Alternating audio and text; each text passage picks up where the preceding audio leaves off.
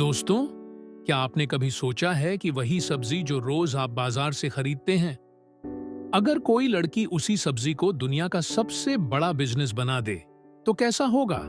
आज की कहानी है एक गरीब लड़की की, जिसने टोकरी में सब्जियां बेचते बेचते एक ऐसा साम्राज्य खड़ा कर दिया जिसकी कल्पना करना भी मुश्किल है।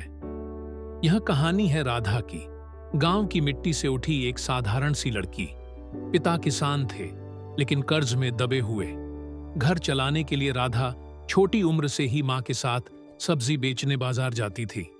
न पैरों में चप्पल, न सिर पर छत की गारंटी, लेकिन आंखों में बड़े सपने थे।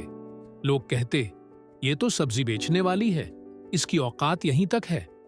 लेकिन राधा हर ताना सुनकर मन ही मन सोचती, एक दिन मैं सबको साबित करके दिखाऊंगी कि मेहनत और दिमाग से सब्जी भी सोना बन सकती है। राधा रोज सुबह 4 बजे उठती, खेत से सब्जियां तोड़ती और बाजार में बेचती। लेकिन एक चीज उसने हमेशा नोट की, लोग अक्सर ताजी सब्जी पाने के लिए परेशान होते थे। कोई शिकायत करता कि सब्जी बासी है, कोई कहता कि भाव बहुत ज्यादा है। राधा सोचती, अगर सब्जियां सीधा खेत से घर तक जाए तो सब खुश हो जाए। यहीं से उसके दिमाग में एक आइडिया आया, क्यों न सब्जी बेचने का तरीका ही बदल दिया जाए। लोगों को पहली बार महसूस हुआ कि बिना बाजार जाए उनके घर पर ताजी सब्जी आ रही है। राधा पैकिंग में साफ सफाई रखती, भाव बिल्कुल सही रखती और सबसे ज्यादा ग्राहकों से मुस्कुराकर बात करती। धीरे धीरे उसका नाम फैलने लगा।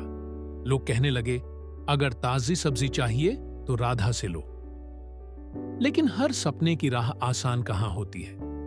जब राधा ने अपने बिजनेस को बड़ा करने के लिए बैंक से लोन मांगा तो मैनेजर हंस पड़ा। अरे, तुम तो सब्जी बेचने वाली हो, ये बड़ा बिजनेस तुम्हारे बस की बात नहीं। राधा को बहुत ठेस पहुंची, लेकिन उसने हार नहीं मानी। उसने सोचा, अगर दरवाजा बंद हो जाए तो खिड़की से रास्ता ढूंढो। उसने गांव के कुछ किसानों को जोड़ा और एक छोटा सा कोऑपरेटिव बनाया। किसान सीधे उसे सब्जियां देने लगे और वह उन्हें अच्छे दाम। इससे न किसानों को नुकसान हुआ, न ग्राहकों को। धीरे धीरे राधा का नेटवर्क बढ़ता गया। उसने टेक्नोलॉजी का इस्तेमाल किया, मोबाइल ऐप बनाया जहां लोग सब्जी ऑनलाइन ऑर्डर कर सकते थे। छोटे छोटे वेयरहाउस खोले, डिलीवरी वैन खरीदी और देखते ही देखते जो लड़की कभी टोकरियों में सब्जियां बेचती थी, वही अब सब्जी की क्वीन बन चुकी थी। उसकी कंपनी करोड़ों की हो गई। न सिर्फ भारत में बल्कि विदेशों में भी उसने ऑर्गेनिक सब्जी एक्सपोर्ट करना शुरू किया। आज राधा की कंपनी दुनिया की सबसे बड़ी वेजिटेबल सप्लाई चेन बन चुकी है। वह कहती है, मैंने बचपन में भूख देखी थी, अब मेरा सपना है कि कोई बच्चा भूखा न सोए। इसलिए मेरी कंपनी हर शहर में मुफ्त फूड बैंक चलाती है। जिस लड़की को लोग सब्जी वाली कहकर ताना मारते थे, वही आज बिजनेस आइकन बनकर लाखों लोगों को रोजगार दे रही है।